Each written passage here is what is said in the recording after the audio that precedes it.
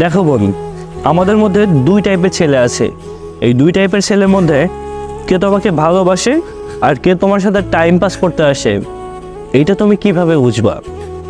দেখো, আমি বলি, যে তোমাকে ভালোবাসেই না সে তোমার কোনো কিছুতেই বেশি একটা আগ্রহ দেখাবে না। তারা ভাবে যে ও কিছু করলেও আমার কি, আবার না করলেও আমার কি। ওরা জাস্ট তোমাকে কিছু বলবে না। তুমি আছো নাকি নাই, তুমি বেঁচে আছো নাকি মারা গিয়েছো, কোনো কিছুতেই না তাদের কোনো যাই আসে না। তারা শুধুমাত্র তাদের যখন কথা বলার মানুষ থাকে না তখনই তারা তোমাকে গুরুত্ব দিবে, তোমার কাছে আসবে, তোমাকে ভালোবাসবে।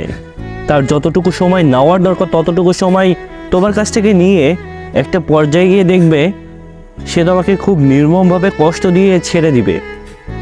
আর এক ধরনের ছেলে আছে, মানে যে তোমাকে সত্যিকারের অর্থে ভালোবাসবে, সে তোমার সব কিছুতেই না আপত্তি দেখাবে, এইটা করা যাবে না সেইটা করা যাবে না, সব কিছুতেই সন্দেহ করবে, যেটা তোমার জন্য সঠিক নয় সেটা করতে দিবে না।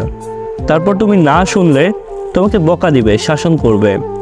আবার সেই মানুষটাই দিন শেষে তোমাকে বুকে টেনে নেবে, কারণ সেই ছেলেগুলোই জানে যে দুনিয়ার মানুষগুলো ঠিক কেমন টাইপের হয়।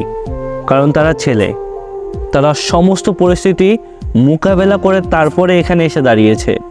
কারণ সেই ছেলেগুলো চায় না যে তুমি কোনো প্যাচের মধ্যে পড়ো, বিপদে পড়ো। আর এই ছেলেগুলোই তোমার লাইফ পার্টনার হওয়ার যোগ্যতা রাখে। এখন এই টাইপের ছেলেগুলোর মধ্যে তুমি কাকে চয়েস করবে সেটা সম্পূর্ণই তোমার পার্সোনাল ব্যাপার। কারণ আমার মনে হয় তোমার ওই টাইপের ছেলেগুলো পছন্দ না যে টাইপের ছেলেগুলো তোমাকে শাসন করে। তখন তুমি ভাবো ও তো আমাকে এখনই শাসন করে এত, তাহলে বিয়ের পরে তো আমার গায়ে হাত তুলবে।